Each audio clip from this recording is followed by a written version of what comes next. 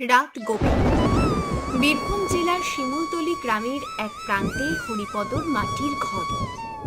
ঘরের ফুটো চাল দিয়ে চুইয়ে জল পড়ছে। হ্যারিকেনের ম্লান আলোয় দেখা যায় ঘরের এক কোণে ছেঁড়া কাঁথার উপর শুয়ে কাশছে ছোট মেয়ে দুর্গা। তার মা রাধা পাশে বসে মেয়ের কপালে জলপট্টি দিচ্ছে। হরিপদ দাওয়ায় বসে আকাশের দিকে তাকিয়ে গভীর চিন্তায় মগ্ন। সংসারে তার নুন আনতে পান্তা ফুরোয় অবস্থা। ঘুমো মা, ঘুমিয়ে পড়। কাশিটা বড্ড বেড়েছে তোর। মা, আজকেও ভাত নেই? কালকে সেই পান্তা আর কচু সেদ্ধ, আমার আর সব খেতে ভালো লাগে না মা। ইস, যদি একটু গরম ভাতের সাথে মাছের ঝোল পেতাম। ছি মা, অমন কথা বলতে নেই। খাবার সামনে নিয়ে নিন্দা করলে অন্ন দেবতা রাগ করেন। তোর বাবা কত কষ্ট করে। স্ত্রীর গলা ধরে আসাটা হরিপদর কান এড়ায় না। সে দাওয়ায় বসে শুনতে পায় সব। একটা গভীর দীর্ঘশ্বাস তার বুক চিরে বেরিয়ে আসে। আজ সে তার শেষ সম্বল, স্ত্রীর বিয়ের দুটো রূপোর মল বন্ধক রেখে একটা ছোট মুদিখানা দোকান দিয়েছে। এটাই তার শেষ আশা। আহা গিন্নি, মেয়েটাকে বকছো কেন? ও তো ছোট মানুষ, ওর কি দোষ বলো? দোষ তো আমার কপালের গো। আমি এক হতভাগা যে নিজের বউ বাচ্চার মুখে দুবেলা দুমুঠো ভালো মন্দ তুলে দিতে পারি না। না বাবা, তুমি দুঃখ করো না। আমি আর কিচ্ছু চাইবো না। তুমি যা দেবে আমি তাই খাবো, সত্যি বলছি। মারে আমার, তুই কিছু মুখে দিয়েছিস?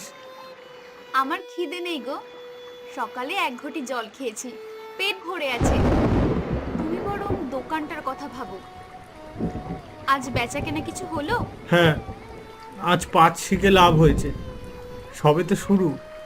দেখবে, এই দোকানই একদিন আমাদের সব দুঃখ ঘুচিয়ে দেবে, বুঝলে? আমি আমার সবটা পুঁজি এই দোকানে ঢেলে দিয়েছি। ভগবান ভগবান যেন শুধু মুখ তুলে চান। ঠিক সেই সময় তাদের ঘরের পাশ দিয়ে যাচ্ছিল হরিপদর দাদা গিরিধর আর স্ত্রী নলিনী। হরিপদর কথাগুলো তাদের কানে গেল। ওগো শুনলে? ভিখারিটার আস্পর্ধা দেখলে? দোকান দিয়েছে, আমাদের থেকে বড় লোক হবে। বুঝলাম। বড্ড বার বেড়েছে ভাইটার। একে গোড়াতেই শেষ না করলে শেষে আমাদের ঘাড়েই চেপে বসবে। যা করার আজ রাতেই করতে হবে। কি করবে? ওর সব আশার গোড়ায় আগুন দেব। চলো বাড়ি চলো, বাড়ি চলো, সব বলছি। সেদিন সন্ধ্যা থেকেই শুরু হলো কাল বৈশাখী। শিমুলতলি গ্রাম যেন প্রকৃতির তাণ্ডবে কাঁপছে। হরিপদর মাটির ঘরের অবস্থা সঙ্গীন।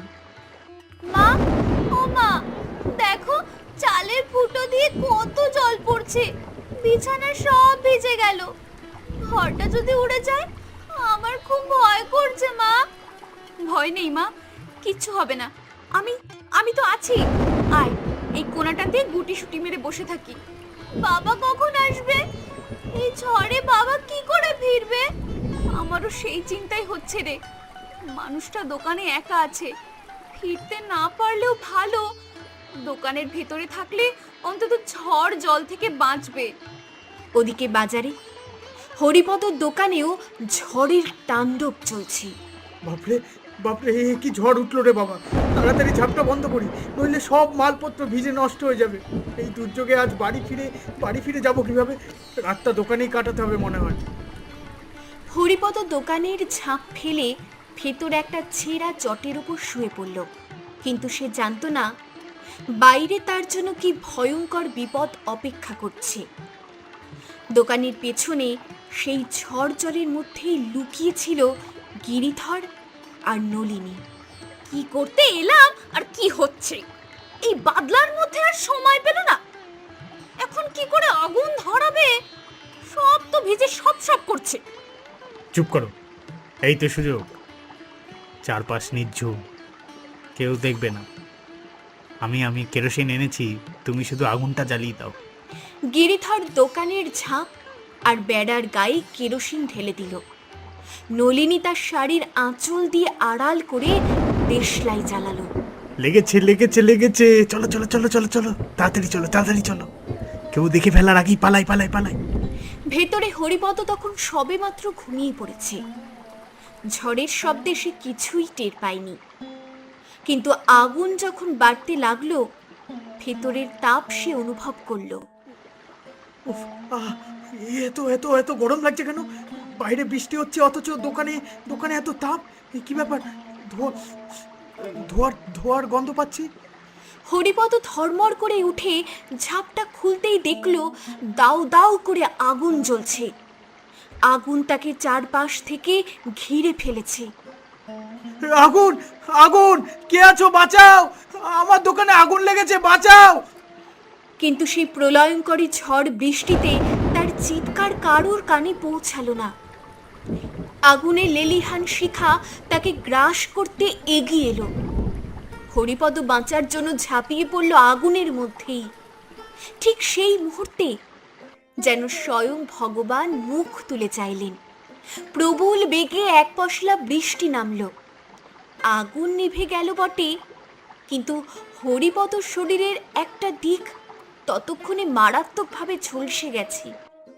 সে কোনো মতে টেনে হিঁচড়ে দোকান থেকে বেরিয়ে রাস্তার উপর জ্ঞান হারালো। পরের দিন সকাল, ঝড়ের তাণ্ডব থেমে গেছে, কিন্তু হরিপদর জীবনে নেমে এসেছে আরো বড় ঝড়। প্রতিবেশী নবীন ভোরে বাজার করতে গিয়ে হরিপদকে ওই অবস্থায় পড়ে থাকতে দেখি। রাধা বৌটান, রাধা বৌটান, ও রাধা বৌটান, দরজা খোলো, সর্বনাশ হয়ে গেছে। কি হয়েছে নবীন ভাই? এত সকালে তোমার দাদা সে ফেরেনি? বৌটান, মন শক্ত করো, হরিপদ ভাইয়ের দোকান কাল রাতে আগুনে পুড়ে ছাই হয়ে গেছে। আর আর হরিপদ ভাইকেও আধপোড়া অবস্থায় বাজারের রাস্তায় পাওয়া গেছে। আমরা তাকে হাসপাতালে নিয়ে যাচ্ছি। এ কি বললে তুমি? এ কি সর্বনাশ হলো! হে ভগবান, কেন আমাদের সাথে এমন করলে? বাবা, আমি বাবার কাছে যাব। গ্রামীণ স্বাস্থ্য কেন্দ্রে হরিপদর জ্ঞান ফিরেছে। ডাক্তার তার ঝলসে যাওয়া শরীরটা ব্যান্ডেজ করে দিয়েছেন। দেখুন, ওনার অবস্থা ভালো নয়, শরীরের একটা দিক ভীষণভাবে পুড়ে গেছে। চিকিৎসার জন্য অনেক অনেক টাকার দরকার। এই নিন, এই ওষুধগুলো এখনই আনুন, আর ভালো চিকিৎসার জন্য সদরে নিয়ে যেতে হবে, বুঝলেন? রাধা প্রেসক্রিপশনটা হাতে নিয়ে পাথরের মতো দাঁড়িয়ে রইল। কি হবে এবার? কি করব আমি? যার ঘরে আজ একবেলার চালটুকুও নেই, সে এত টাকা কোথায় পাবে? মা, আমাদের তো লক্ষ্মী আছে, আমাদের গাই গরুটা, ওকে বিক্রি করে দাও, বাবার চিকিৎসা করাও। লক্ষ্মী? তোর শখের গরু?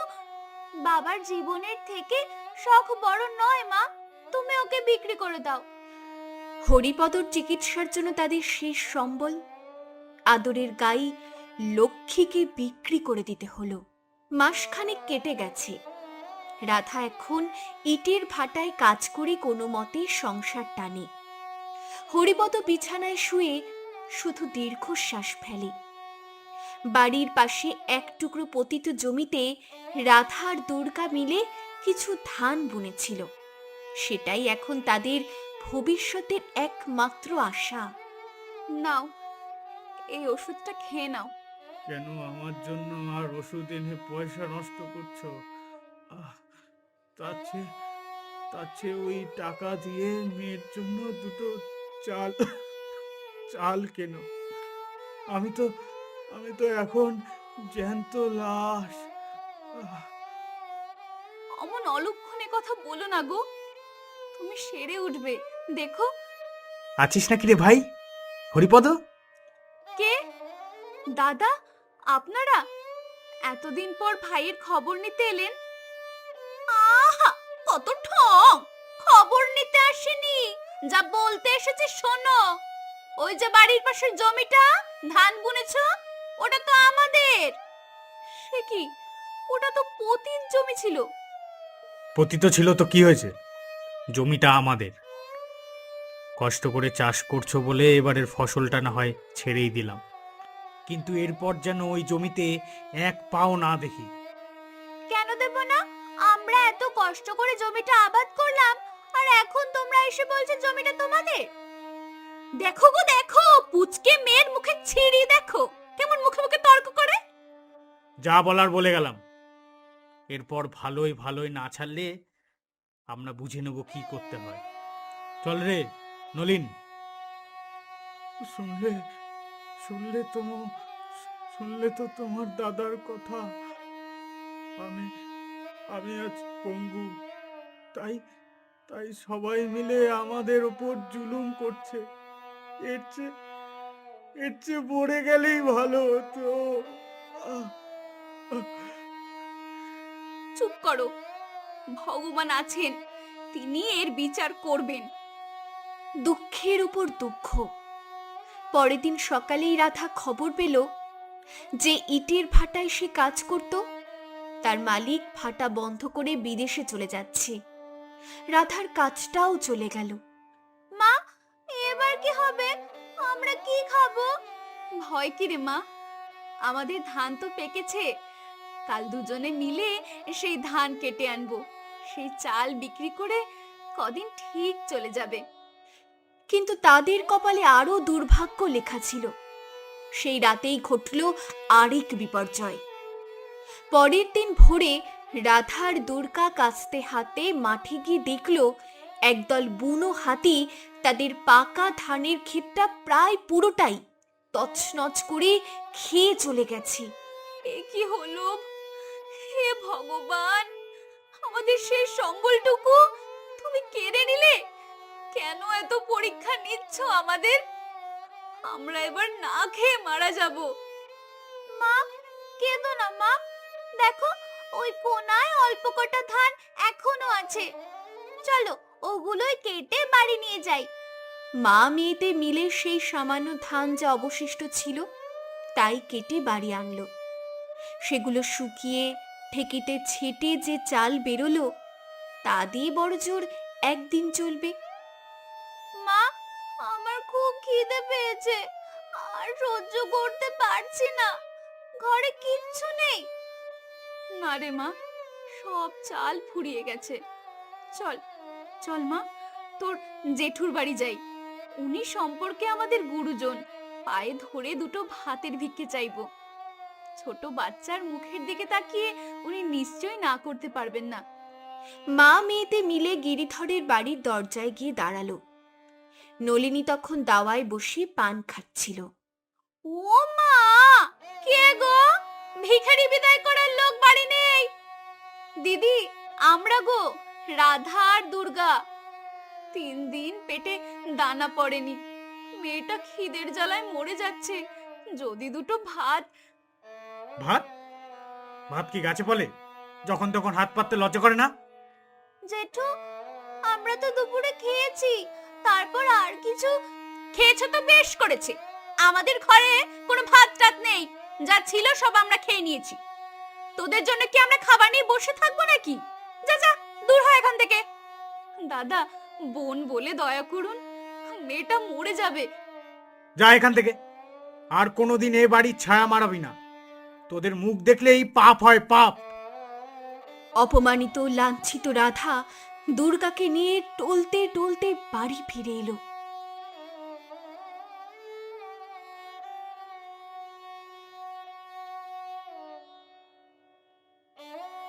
মা, আর কাঁদবে না, আর কোনো দিন আমরা কারো কাছে কিচ্ছু চাইতে যাব না।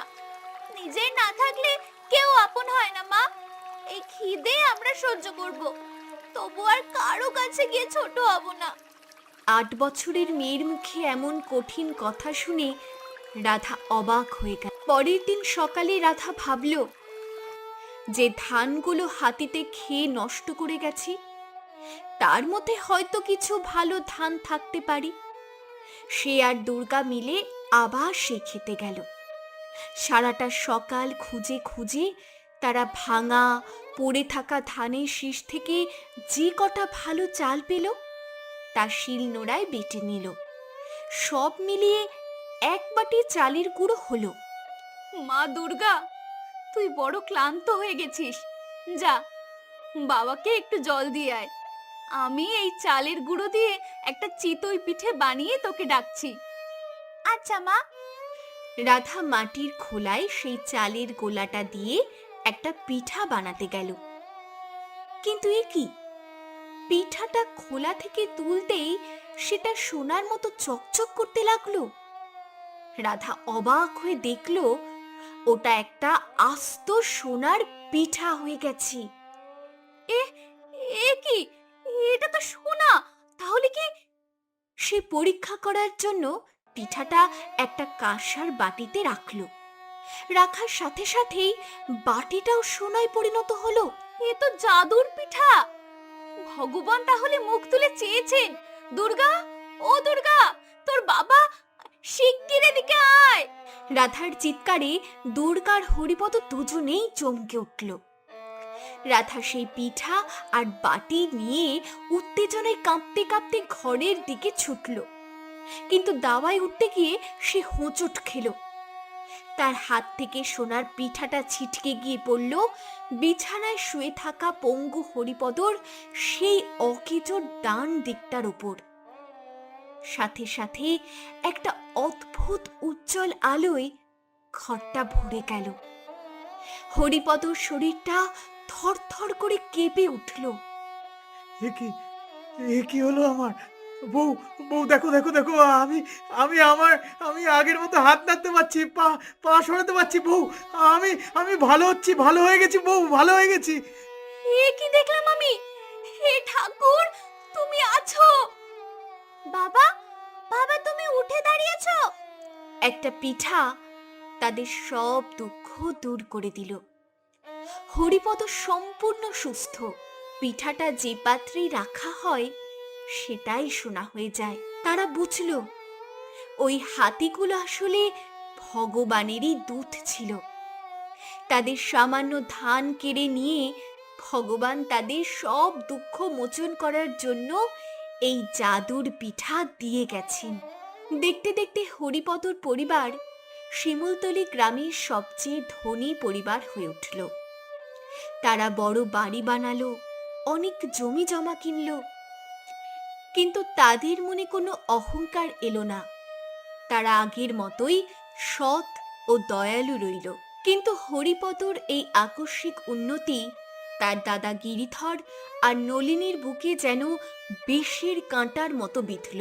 দেখলে গো, যারা কাল আমার দুয়ারে ভিক্ষে চাইতে এসেছিল তারা আজ রাজা হয়ে বসেছে, আর আমরা চেয়ে চেয়ে দেখছি। তোমার জন্য, সব তোমার জন্য, অপদার্থ একটা। কিন্তু কিভাবে? লোকটা তো পঙ্গু হয়ে বিছানায় পড়েছিল। এমন কি আলাদিনের চেরাগ পেল যে রাতারাতি সব বদলে গেল? এর পিছনে নিশ্চয়ই কোনো রহস্য আছে। চলো আজ রাতে গিয়ে আড়ি পাতি দেখবো। সেই রাতেই দুজনে মিলে হরিপদর নতুন বাড়ির জানালার আড়ালে লুকিয়ে রইল। তারা দেখল রাধা সেই জাদুর পিঠাটা একটা তামার ঘড়ায় ছোঁয়াতেই সেটা সোনার হয়ে গেল। দেখেছো, ওই পিঠাটাই সবকিছুর মূলে। ওটা আমাদের চাই। ওরা এখন ওটা খাটের নিচে সিন্ধুকে রাখবে। ওরা ঘুমালেই আমি ওটা চুরি করব। হরিপদ আর রাধা পিঠাটা সিন্ধুকে রেখে পাশের ঘরে ঘুমাতে গেল। সেই সুযোগে গিরিধর নিঃশব্দে ঘরে ঢুকে সিন্ধুক থেকে জাদুর পিঠাটা চুরি করে আনলো। পেয়েছো? এনেছো? দাও, আমার হাতে দাও। আমাদের বাড়ির সব হাঁড়ি কলসি এনো, সব সোনা বানিয়ে ফেলবো। দাঁড়াও গিন্নি, দাঁড়াও, এত অধৈর্য হয়েও না। রাখছি, এই রাখলাম প্রথম পাতিলটার উপর। গিরিধর যেমনই পিঠাটা একটা পিতলের পাতিলের উপর রাখলো, অমনি ঘটল সেই ভয়ঙ্কর ঘটনা। জাদুর পিঠাটা সোনা না হয়ে গলে গিয়ে পাতিল ভর্তি হয়ে গেল কিলবিলে বিষাক্ত পোকা আর কাকড়া বিছেতে।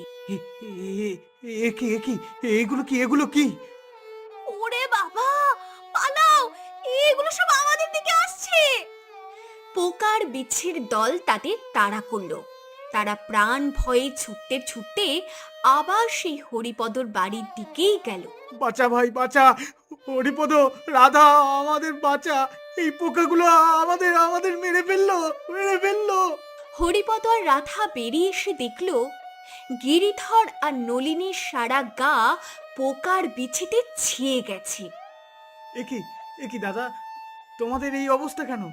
আর বলিস না ভাই, আমরা তোর ওই জাদুর পিঠেটা লোভ করে চুরি করেছিলাম। ভাই আমাদের ক্ষমা করে দে ভাই, ক্ষমা করে দে, এদের হাত থেকে আমাকে বাঁচা, বাঁচা। গিরিধরের কথা শেষ হতেই পোকাগুলো যেন আরো হিংস্র হয়ে উঠল।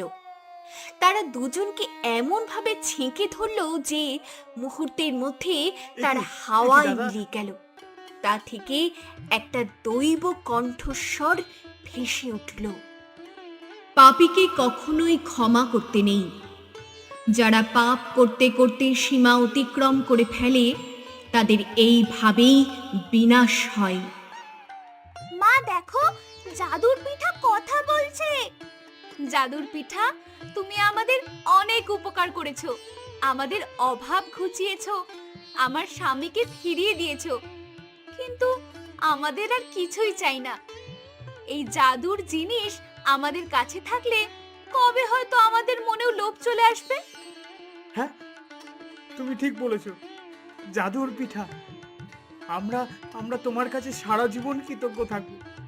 কিন্তু এবার তুমি তোমার নিজের স্থানে ফিরে যাও, আমাদের যা আছে তাই নিয়েই আমরা সুখে থাকতে চাই। তথাস্তু। তোমরা সৎ ও নির্লোভ, তোমরা ভালো থেকো। জাদুর পিঠাটা একটা আলোর রেখা হয়ে আকাশে মিলিয়ে গেল। হরিপদ, রাধা আর দুর্গা তাদের সততার পরিশ্রমে যা পেয়েছে তাই নিয়ে সুখে শান্তিতে বসবাস করতে লাগলো। তারা বুঝতে পারল লোভের পরিণাম সব সময় ভয়ঙ্কর হয়।